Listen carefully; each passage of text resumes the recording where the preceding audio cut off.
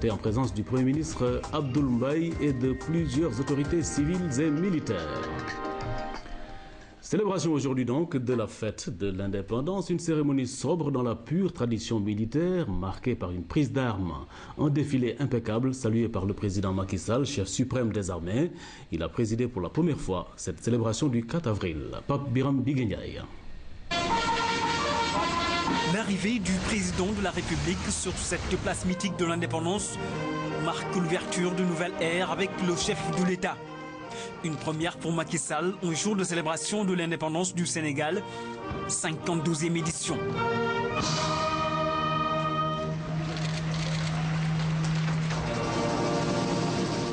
Une revue des troupes, symbole du salut fraternel du chef suprême des armées. Et comme dans l'air du temps, ce vent de renouveau qui souffle sur le Sénégal, un air spécialement conçu pour accueillir le président Macky Sall retentit. Le lieutenant Koundoul de la musique principale des forces armées l'a surnommé Bienvenue. Alors, bienvenue, monsieur le président. Les forces armées vous saluent.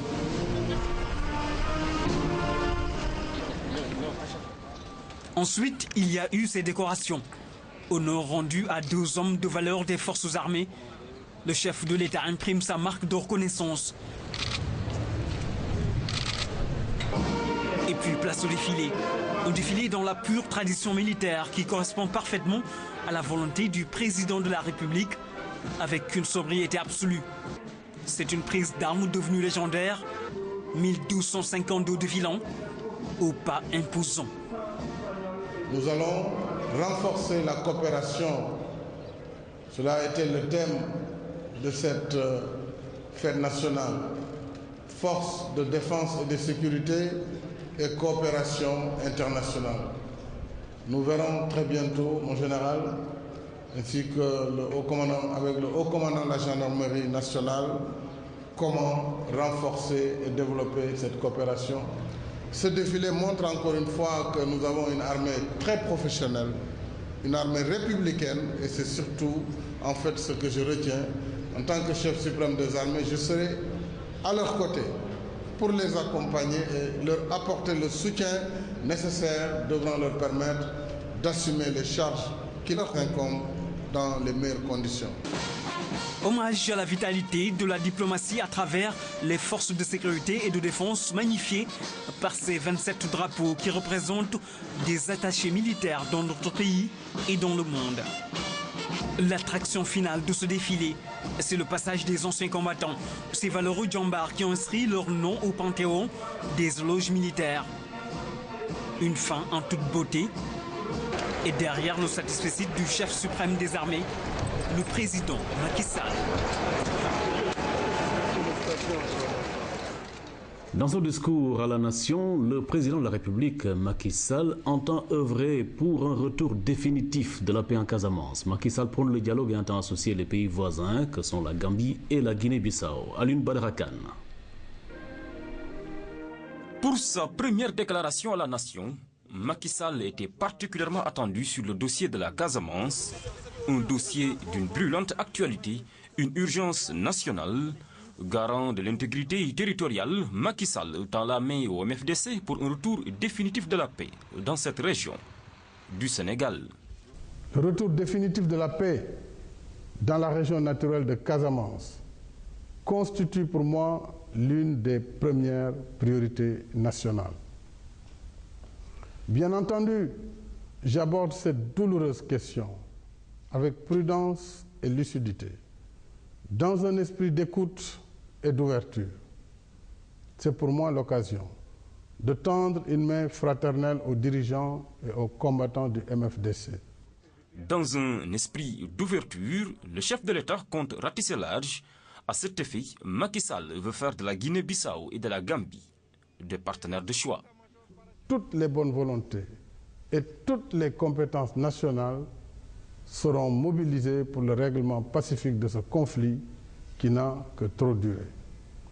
Mieux encore, ma volonté est certaine d'y associer les républiques sœurs de Gambie et de Guinée-Bissau.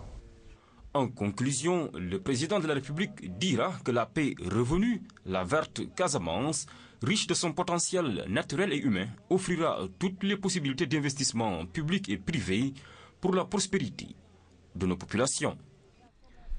Dans sa toute première adresse à la nation, le président de la République n'a pas oublié l'économie. À ce niveau, il a annoncé beaucoup de ruptures, une nouvelle gouvernance économique et une orthodoxie administrative. La synthèse est signée Ibrahim Mboupa.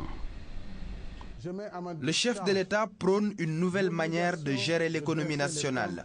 Selon Macky Sall, cela passe d'abord par la rationalisation des dépenses budgétaires et la réduction du train de vie de l'État.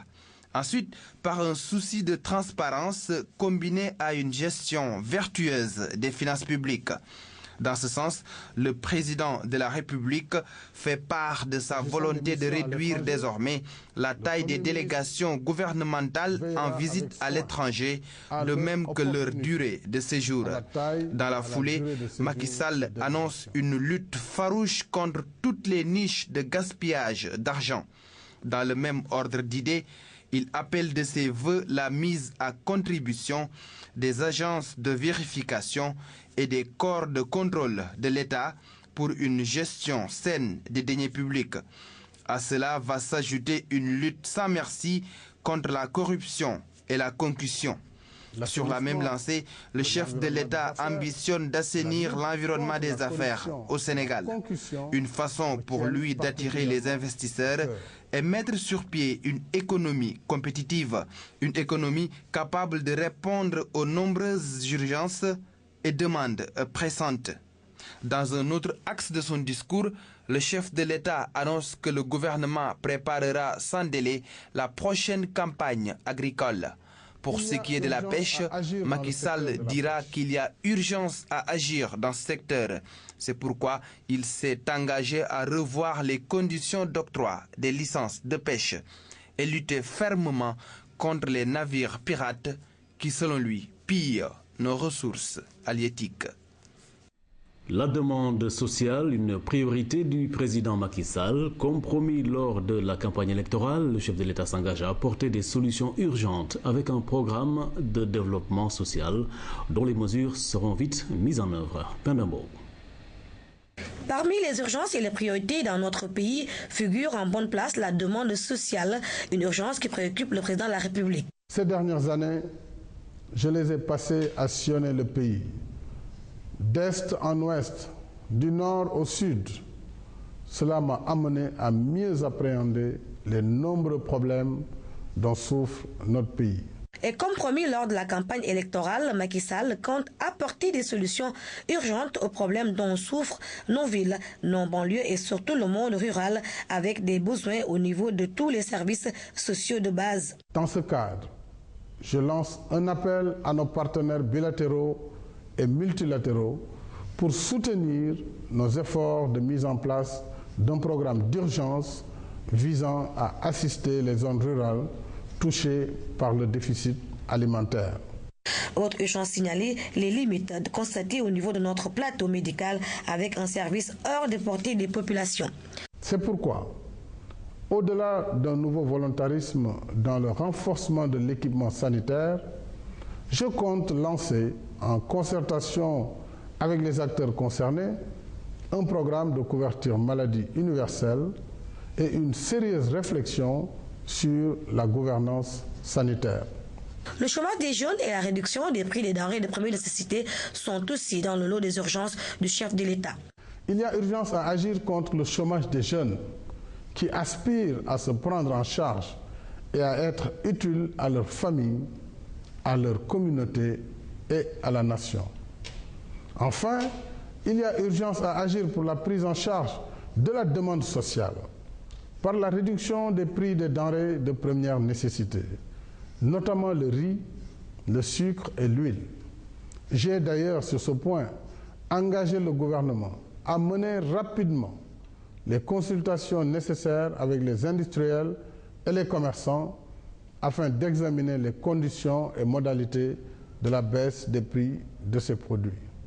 En somme, le président de la République souhaite, sous son magistère, placer notre pays, le Sénégal, sur la voie de l'émergence avec un programme de développement social dont les mesures seront mises en œuvre dans les plus brefs délais. Cette première sortie du président Macky Sall a été une occasion de revisiter sa feuille de route politique. Les législatives seront reportées de 15 jours et le mandat présidentiel ramené à 5 ans sous son magistère. N'est-ce pas, Aurélie Thiam? Je vous annonce. C'est un style direct que le chef de l'État a utilisé pour annoncer sa nouvelle vision politique. D'abord, le report des élections législatives jusqu'au 1er juillet, un report de 15 jours décidé selon Macky Sall après avoir consulté la nouvelle opposition sénégalaise. Une autre grande annonce au cours de cette première adresse à la nation, le président Macky Sall compte ramener le mandat présidentiel de 7 à 5 ans, renouvelable une fois et verrouiller par la suite la Constitution afin de pérenniser cet acquis démocratique. Le président de la République se donne ainsi les moyens constitutionnels de mettre en œuvre une de ses grandes promesses électorales faites entre les deux tours. Le chef de l'État se veut garant du fonctionnement régulier de nos institutions. Son credo, c'est servir l'État et non se servir. Et pour cela, il fait comprendre à toute l'équipe qui l'accompagne que nul ne sera au-dessus de la loi et qu'il ne saurait y avoir de citoyens privilégiés. Gérer autrement, voilà la nouvelle feuille de route politique de l'ex-candidat Macky Sall, aujourd'hui président de tous les Sénégalais. Toute autre considération est traiter tous les citoyens avec la même dignité et le même respect. Un communiqué du secrétaire général national du PDS en réponse à la demande du président Macky Sall sur le report des élections législatives de 15 jours. Maître Abdoulaye Wade, secrétaire général national du PDS, après avoir consulté ses alliés, notamment Djiboka de l'URD, Abdourahim Agne du PR, Mamadou Diop Decroix de AJ-PADS, professeur Ibader Thiam de la CAP 21, a marqué son accord, fait à Dakar le 3 avril 2012. 20 minutes chrono en main, c'est le temps qu'a duré la première adresse à la nation du président de la République. Un résumé des nombreux défis auxquels le Sénégal fait face. Au tableau de bord, rien que des urgences. Leur résolution passe par des ruptures dans la gouvernance et notre manière d'être. Fin des privilèges indus, c'est une chronique signée Oumar Diaw. En un peu plus d'un quart d'heure, le président de la République s'est adressé au peuple de manière concise, sans frioriture ni bavure, loin du remplissage. Rester longtemps sous les projecteurs gris et parler ennui, à chacun sa manière, mais l'intention de rompre avec les discours fleuves, contre-productifs, faisant glisser dans une hypovigilance, voire une somnolence était visible. On pourrait toujours dire qu'il a omis ou soigneusement évité d'aborder tel sujet, mis entre parenthèses telle autre préoccupation, à tort certainement, car on devrait se rendre à l'évidence qu'il a dit que tout est urgence. Ainsi, le diagnostic, pour emprunter au jargon médical, est clair. En face de lui, un grand malade couché qu'il s'efforcera de soigner, mais que de préalable à la réponse thérapeutique. La thérapie ne relèvera d'aucune magie individuelle d'un président à qui son prédécesseur promet la cessation de paiement et la faillite dans 60 jours. Hein? Osons juste croire qu'il s'agissait d'amers propos de dernière heure de campagne stérile d'un second tour impossible à remporter. Et dire qu'en 2000, Diouf laissait derrière lui des finances complètement au vert après des années de ceinture serrée jusqu'à la boucle que dictait l'ajustement structurel. Passons. Guérir ce Sénégal, mal en point, exige une action collective dans une posture de labeur et de rupture totale. Rupture dans la manière de gouverner et d'être, plus que de paraître. C'est donner au mérite sa place et bannir ces passe-droits qui font naître et enfler l'arrogance chez des arrivistes subitement ivres de pouvoir, d'avoir, mais vides de savoir pour beaucoup. C'est divorcer d'avec cette perception opportuniste et affairiste d'un État-providence ascenseur social. Et quand le président dit qu'il ne servira de parapluie à personne, on rêve d'adieu à l'impunité et à l'injustice, deux facteurs de frustration de tous les dangers. Merci Oumar Diaw. Autre facette de la vie nationale, le président de l'Union africaine, venu assister à la cérémonie d'investiture du président de la République, a été reçu ce matin par Macky Sall. Jean Ping a magnifié la démocratie au Sénégal, une belle leçon que notre pays a donnée à l'Afrique et au monde entier. Il est interrogé par Khady Kane. Il s'agissait d'abord de féliciter le président de la République, mais féliciter, je crois, le Sénégal dans son ensemble pour la belle leçon de démocratie qui a été donnée à tout le continent. Au moment où un pays voisin, le Mali, rencontre les pires difficultés et est en train de remettre en cause la démocratie, le Sénégal donne une leçon de démocratie. Une leçon de démocratie, pas seulement aux pays africains, mais aussi au reste du monde qui commence à douter de l'Afrique. Donc il n'y a aucune raison d'espérer. Et l'exemple du Sénégal nous réconforte. Elle montre que le Sénégal a consolidé les acquis de la démocratie. Le Sénégal n'est pas seulement un membre fondateur de l'Union africaine, mais un membre extrêmement actif de l'Union africaine. Depuis l'OUA jusqu'à la création de l'Union africaine. Le Sénégal participe à toutes nos activités. Le Sénégal soutient l'Union africaine et donc on ne peut que renforcer cette coopération. Abdoul Mbaye, c'est le nouveau Premier ministre du Sénégal. Il a été nommé hier par le président de la République. Abdoul Mbaye est à son premier poste dans un gouvernement. L'homme est aussi connu de par sa rigueur dans la gestion en tant que chef d'entreprise qui a presque tout réussi. Son parcours nous est dressé par Daba.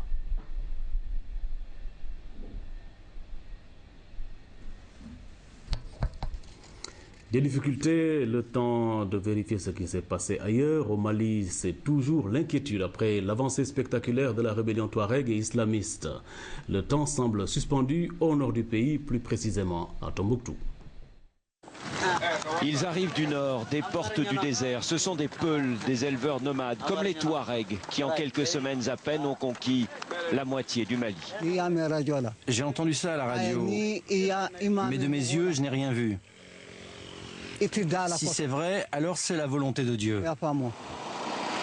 Ségou est à 3 heures de route de Bamako, la capitale, et à 600 km encore de Tombouctou. Mais ici, comme à travers tout le pays, la tension est palpable. De toutes les façons, moi je suis très inquiète qu'ils viennent ici. Hein. Vous avez peur? J'ai très peur, j'ai très peur. C'est que nous avons besoin de ça. Nous avons besoin que le Mali soit en paix. Vraiment, c'est que nous avons besoin de ça. Parmi les rebelles touaregs, certains, les plus radicaux, veulent instaurer une république islamique, imposer la charia et le port du voile. À Ségou, des femmes voilées, il y en a déjà, comme cette jeune mère de famille. C'est mon mari qui a décidé. Et à vous, ça vous plaît? Oui. Pourquoi? Mouna.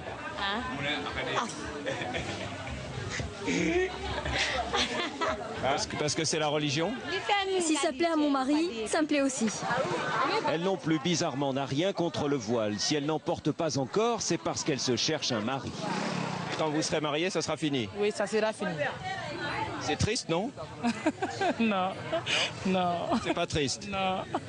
C'est bien. Les derniers touristes ont fui depuis longtemps. À la terrasse d'un restaurant, surprise, un Français, le seul sans doute dans cette zone classée orange à cause des risques d'enlèvement. Je me fais une idée de ce qui se passe à Ségou et je ne suis pas un kamikaze. Donc si je vois que je suis plus en sécurité, je rentre, que ce soit tout à l'heure ou dans 3 semaines. Ce qui préoccupe le plus les habitants de Ségou, c'est le blocus économique, la fermeture des frontières imposée par les pays voisins pour faire pression sur les putschistes qui, il y a 2 semaines, ont renversé le président malien. Bientôt ici, on manquera de tout, de sucre, de riz, de carburant, une menace bien plus proche encore pour eux que la guerre. L'actualité dans le reste du monde nous amène en Israël, aux États-Unis, en Australie et en France où 10 personnes ont été arrêtées. Elles sont soupçonnées d'avoir eu l'intention de se rendre en Afghanistan pour mener la djihad. Nouveau coup de filet dans les milieux islamistes radicaux en France. Mercredi matin, des policiers interviennent à Roubaix, dans le nord du pays, en présence d'une dizaine de journalistes. Une opération qui se répète dans plusieurs autres villes, comme ici, à Marseille. Au total, 10 personnes sont interpellées. Elles sont soupçonnées de s'être rendues ou d'avoir eu l'intention de se rendre en Afghanistan ou au Pakistan pour mener le djihad. Une opération qui survient quelques jours seulement après un premier coup de filet. Le 30 mars dernier, 19 personnes avaient été arrêtées. Il faut des sanctions plus dures contre l'Iran. Voilà l'appel lancé une nouvelle fois par Benyamin Netanyahou mardi. L'Iran rencontre des difficultés économiques et le régime n'a toujours pas reculé d'1 millimètre sur son programme nucléaire. Pour le Premier ministre israélien, les sanctions imposées par la communauté internationale ne suffiront pas à empêcher l'Iran de se doter de l'arme atomique. Ces dernières semaines, l'État hébreu a même brandi la menace d'une intervention militaire, mais il semble désormais résolu à attendre les discussions prévues en avril entre les grandes puissances mondiales et l'Iran. Et 3 de plus pour Mitt Romney. L'ancien gouverneur du Massachusetts a remporté mardi les primaires républicaines dans 3 États, le Maryland, le Wisconsin et la capitale Washington. Des victoires qui consolident sa position de grand favori pour affronter Barack Obama en novembre prochain lors de l'élection présidentielle. Mais rien n'est encore gagné. Son adversaire principal, Rick Santorum, promet de continuer à se battre jusqu'à la dernière des primaires le 26 juin prochain. Ils vont passer 6 mois sur la base de Darwin en Australie. Ces 200 marines sont les premiers d'un contingent qui comptera jusqu'à 2500 soldats américains dans les années à venir. L'objectif est clair, renforcer la présence de l'armée américaine dans la zone Asie-Pacifique afin de répondre aux ambitions régionales de la Chine. Le président américain Barack Obama se défend pourtant de vouloir isoler l'empire du milieu. Faisons connaissance avec Abdoul Mbaye. Abdoul Mbaye, c'est le nouveau Premier ministre du Sénégal. Il a été nommé hier par le président de la République. Abdoul Mbaye est à son premier poste dans un gouvernement. L'homme est aussi connu de par sa rigueur dans la gestion en tant que chef d'entreprise qui a presque tout réussi. Son parcours est dressé par Dahaba. Le Premier ministre du Sénégal, les Sénégalais le connaissent comme banquier ou administrateur de ses établissements. Sa vie est étroitement liée à ce secteur bancaire. L'un de ses premiers postes de responsabilité, c'est à la Banque centrale des États d'Afrique de l'Ouest qu'il a eu à l'occuper en qualité d'économiste au département recherche de la dite banque. C'était au milieu des années 70. 6 ans plus tard, à 29 ans, il devient directeur d'une banque sénégalaise, la Banque de l'Habitat du Sénégal, la BHS. Elles sont nombreuses, ces banques qu'il a eu à diriger ou redresser ou encore fonder.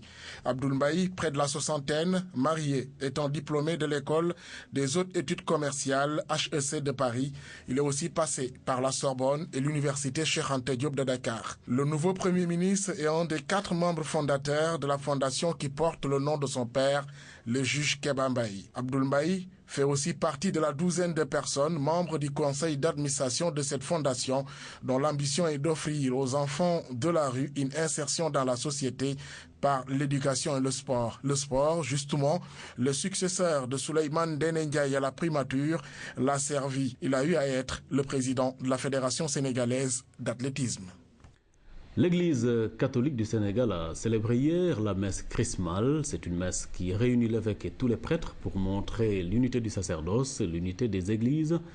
Pendant la messe, le cardinal Théodore Adrien Sarr a béni le Saint-Crème, l'huile des malades et les catéchumènes. Une messe à laquelle les prêtres ont renouvelé les engagements pris lors de leur ordination. Louise Bizza. C'est par l'observation d'un instant de silence en hommage à l'abbé Pierre-Pascal Colly, prêtre du diocèse de Saint-Louis, décédé accidentellement sur la route de Matam, au lendemain de la journée mondiale de la jeunesse, que les fidèles ont débuté la messe. L'homme qui craint la mort ne fera jamais rien de sa vie, disait Lacordaire.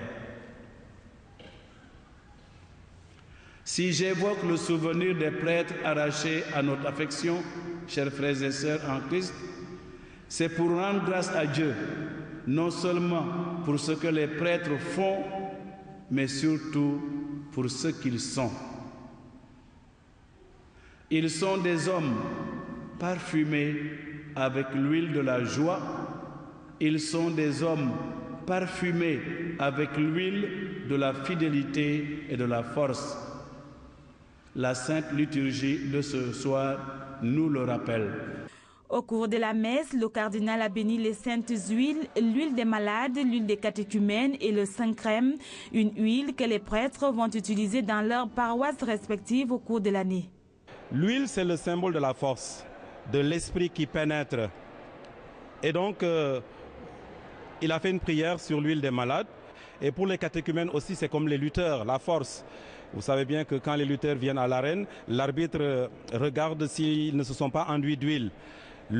Pour que Satan n'ait pas prise sur ces catéchumènes-là et qu'ils puissent avoir la force du Christ. Missionnaires de l'Église, les prêtres ont au cours du cérémonial réitéré leur fidélité aux engagements pris lors de l'ordination.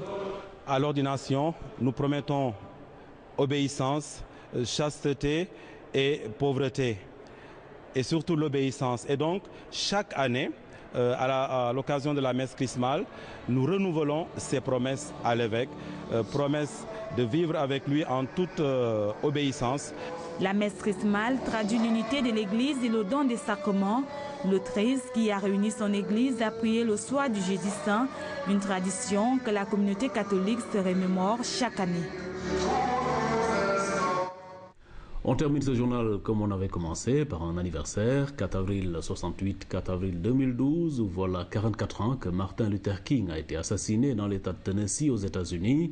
Leader charismatique qui a toujours défendu l'homme noir, Martin Luther King s'est toujours distingué par ses discours révolutionnaires. De sa naissance à Atlanta à sa mort à Memphis, sur les traces de ce leader noir, c'est un carnet de route présenté par Abi Moubaï. Sur le lieu où Martin Luther King a été assassiné, on est frappé par deux choses.